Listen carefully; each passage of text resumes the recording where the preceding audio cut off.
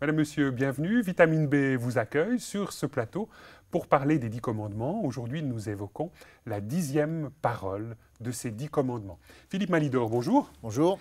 Alors, le 10e commandement, cette 10e parole des 10 commandements, on voit qu'au travers d'elle, on quitte le domaine des actes qui nous avait intéressés jusqu'à maintenant, à partir du 6e commandement, pour quelque part s'attacher au corps humain et aux intentions qui habitent ce corps humain, puisque le grand slogan de ce commandement, c'est « Tu ne convoiteras pas ». Voilà. Ben, c'est un peu le commandement qui noue la gerbe, on va dire. C'est celui qui résume tous les autres. La convoitise, c'est ce qui provoque le vol, le meurtre, l'adultère, enfin tout ce qu'on a énuméré précédemment. C'est ce qui donne l'amorce.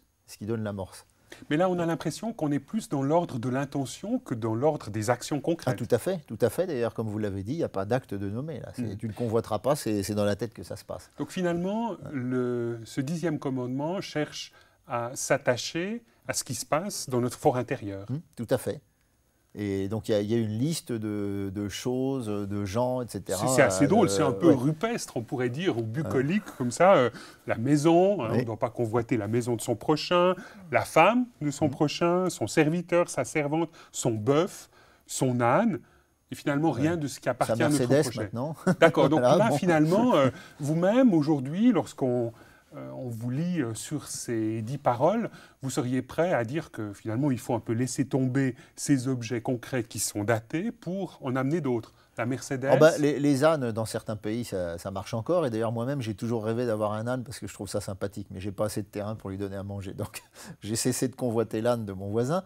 Mais à chaque époque, son type de convoitise, on va dire. Hein.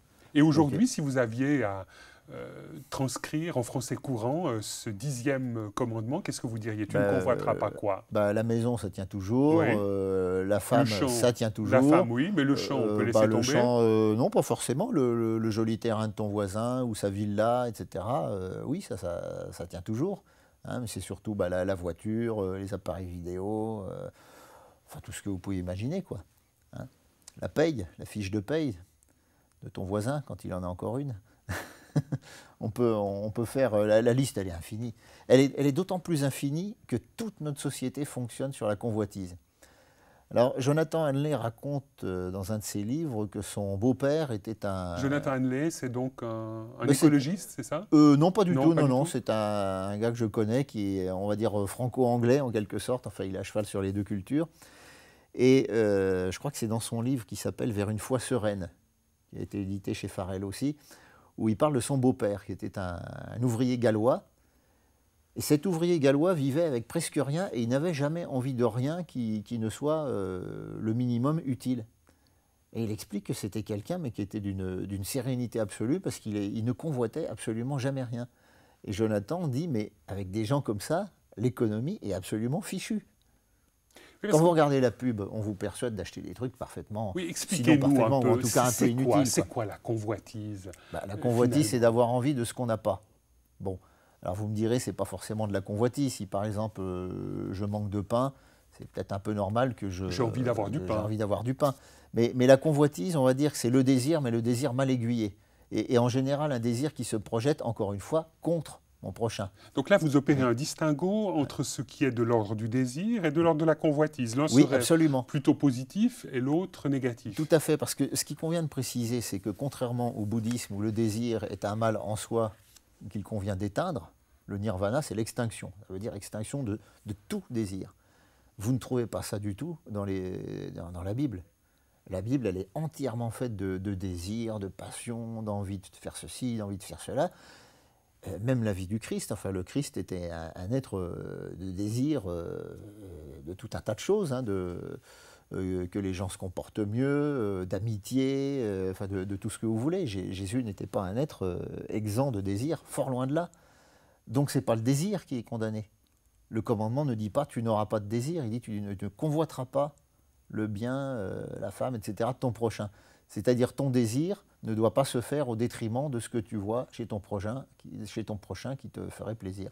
Donc là, on retrouve dans cette dynamique des 10 commandements, dans le cadre de la deuxième table, cet horizon du prochain qui est là, et quelque part de cet amour qu'on doit lui témoigner, et qui est au cœur à la fois de la tradition vétérotestamentaire, de l'Ancien Testament, et du Nouveau Testament aussi, puisque le Christ dira « Tu aimeras ton Dieu et ton prochain comme toi-même voilà. » Comme toi-même, justement. Et quand vous convoitez les affaires de votre prochain, vous l'aimez moins que vous-même, le prochain. Et alors, des fois, on est prêt à faire des trucs abominables pour, justement, arriver à satisfaire notre désir. Alors, tout y passe, hein, l'escroquerie, éventuellement le vol, et éventuellement le meurtre. Alors, donc, vous avez un exemple tiré de la Bible qui est particulièrement parlant, c'est celui de David, du roi David, du fameux roi David qu'on dépeint souvent comme étant une personnalité d'exception. Ben oui, alors elle est exceptionnelle à plusieurs titres, et notamment par ses exactions aussi, il faut bien le dire. Et quand il y en a qui disent que le pardon n'existe pas dans l'Ancien Testament, lui, il a été pardonné, et ô combien, par Dieu. Alors en quoi y aurait-il chez David de la convoitise?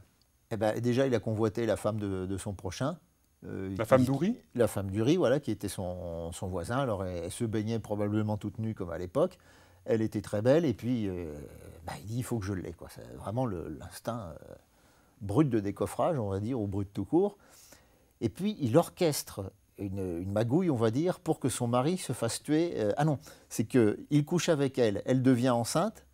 Il est un peu embêté, là. Voilà, alors il s'arrange pour que le mari rentre en lui disant « je te donne une permission histoire que le mari couche avec sa femme et qu'on ne voit pas que le gosse était lui. Puis le mari dit « non, non, non, je suis en guerre, je ne toucherai pas à ma femme tant que la guerre ne sera pas finie ». Il repart au combat, puis David il dit ben « là, je suis foutu, on va savoir que c'est moi ». Et puis, il s'arrange pour qu'il soit tué au combat, quoi. Enfin bref, une histoire absolument affreuse. Et puis là, on voit que le fait que David soit entré dans cette dynamique de convoitise entraîne toute une série de conséquences qui correspondent à des ruptures à l'endroit des différents commandements que renferment les 10 commandements. Alors voilà, c'est Alphonse Maillot qui en a fait la liste. Alors, David convoite la femme de son voisin, donc il a violé le commandement sur la convoitise. Et en même temps, l'adultère. Alors justement, j'y viens, il se rend coupable d'adultère, consommé, 7e commandement. Il se rend coupable de mensonge, hein, parce qu'évidemment, il embobine tout le monde avec des histoires, des salades pas possibles, de vol, puisqu'il a volé la femme de son prochain, et de meurtre.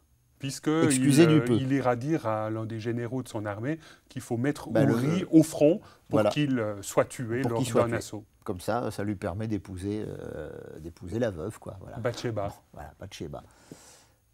Donc, c'est un cumulard, David. Et on se rend compte là, ce que vous tenez à montrer par là, c'est justement, parfois en tout cas, l'effraction d'un seul commandement conduit, comme par un effet domino, à en rompre passablement d'autres. Oui, mais c'est celui de le viol du commandement sur la convoitise qui gouverne tous les autres. C'est ça que montre la petite liste établie par Alphonse Maillot. Il y a d'autres exemples, alors celui-ci est absolument flagrant. Là vraiment, pratiquement tout y passe. Hein. Mais lorsqu'on se regarde nous-mêmes, Philippe Malidor, soyons un peu francs, nous oui, sommes tous marqués fondamentalement par la convoitise. Comment est-ce qu'on fait pour quitter cette dynamique-là, pour quitter cette logique-là? C'est pas évident. C'est pas évident, d'autant plus que tout nous y invite. Alors, peut-être qu'une piste serait celle prônée par l'apôtre Paul, c'est d'apprendre à se contenter de ce qu'on a. Surtout quand on a un niveau de vie quand même correct et qu'on n'est pas réduit à aller mendier. Mais hélas, il y a certains de nos contemporains qui, hélas, doivent mendier, hélas.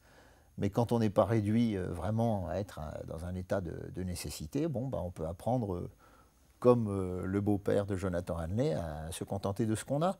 Et puis on s'aperçoit qu'on ne vit pas si mal. Parce que la convoitise, c'est vraiment fatigant. C'est fatigant. Il y a des gens qui passent leur temps à convoiter ce qu'ils n'ont pas. Alors ils se fatiguent à jouer au tiercé, à jouer au loto, à étudier des combines de ceci, à étudier aussi comment fonctionnent les sociétés de crédit pour avoir un crédit, renégocier un crédit de crédit, etc. Mais c'est super fatigant. Moi, ça me repose personnellement d'essayer de me contenter de ce que j'ai.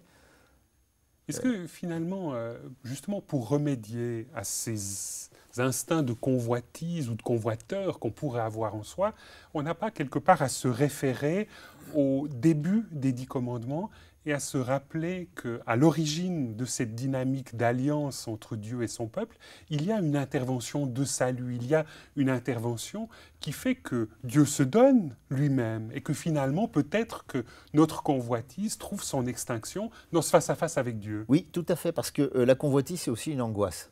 C'est la peur de manquer. C'est la peur d'avoir moins de mains que ce qu'on a aujourd'hui ou de ne pas avoir épuisé le champ des possibles en ayant ceci ou cela, une voiture qui monte à 200, ou etc. Vous voyez, ça provient d'une angoisse.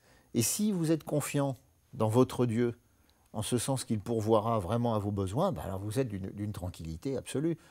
Moi, j'ai connu des gens comme ça qui, même des Et fois, se vous-même, retrouvaient en tant avec... que journaliste, vous vivez cela? Vous arrivez à vous dire que, justement, par rapport à des désirs de convoitise que vous auriez vous-même, finalement, il importe de trouver sa paix, sa pacification en Dieu même? Ah oui, oui, tout à fait. Il m'est arrivé de vivre des situations un petit peu dangereuses sur le plan matériel. Et puis, bon, je dois dire que c'est pas un mérite, hein, c'est une grâce qui m'a été faite de ne pas m'angoisser sur ce qui allait advenir. Par exemple, je sais pas, l'achat d'une maison ou des choses comme ça, ben, j'ai vécu ça de manière tout à fait tranquille. Je me suis retrouvé propriétaire d'une maison alors que je cherchais même pas à l'être. Ensuite, j'en ai racheté une autre dans des conditions absolument incroyables, sans jamais avoir cherché à... J'ai même pas eu à fouiller les agences. Donc je peux témoigner que Dieu, des fois, il fait des choses absolument impensables, y compris sur le plan matériel. C'est ça qu'il faut dire aux personnes qui nous écoutent, c'est que le domaine du matériel n'est pas un domaine ignoré par Dieu. Il sait qu'on est fait de chair, qu'on a besoin de manger, qu'on a besoin de se loger, etc. Et tout ça, il le sait. Et que derrière ces commandements, quelque part, il y a une sorte de charte, d'alliance qui nous est proposée, qui n'est pas quelque chose de sec, mais quelque chose de vivant, qui s'habite, oui, oui, oui. dans lequel on peut s'investir et dans lequel on peut découvrir de manière nouvelle le visage de Dieu. Oui, tout à fait. Et alors, ce que je voudrais rebondir sur une chose que vous avez dite tout à l'heure, c'est le fait qu'il y a les commandements relatifs à Dieu au départ. Et le gros problème de notre société, c'est que l'enseignement sur le prochain, ça passe encore. Ça passe encore, c'est assez bien admis, on en comprend le bien fondé, mais on ne veut plus parler de Dieu, qui est le fondement de tout ça. Et on en revient à cette notion d'angoisse. Les gens essayent, comme ils peuvent, d'appliquer les commandements, notamment l'interdiction du meurtre, de l'inceste, etc. Mais ils sont assez démunis quant à savoir d'où vient l'origine de ces interdits, de ces limites qui sont posées. On voit bien tout le débat qu'il y a à l'ONU actuellement. Non, non, non, il n'y a pas de Dieu, il ne faut pas parler de Dieu. Puis les musulmans disent Dieu premier servi, y compris au détriment des droits de l'homme. Les Chinois disent le collectif prime sur l'individu, etc. Et plus personne ne sait d'où viennent ces commandements. Nous, ce qu'on a à proclamer, c'est que c'est le Dieu d'Israël qui les a promulgués. Et il faut de nouveau s'enraciner en lui pour vivre très tranquillement l'application de ces commandements qui nous libèrent, qui nous déchargent, je dirais. Philippe Malidor, merci beaucoup de nous avoir accompagnés dans cette méditation de ce 10e commandement, tu ne convoiteras pas. Madame, Monsieur, merci d'être restés en notre compagnie. Au revoir et à bientôt.